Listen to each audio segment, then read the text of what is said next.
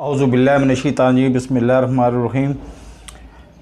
Dubai से UAE से गैर कानूनी तौर पर रहकर रुसवा होकर वापस आने वाली लाहौर और लाहौर से वो सीधी मुल्तान जाने वाली हरीम शाह साहबा आजकल तुर्की में जाके काला जोड़ा पहन के तो बैकग्राउंड पे बॉलीवुड म्यूज़िक के साथ वो डांस कर रही हैं और वो उनकी वो मूवी जो है वो वायरल हो गई है। बहुत अच्छी बात है।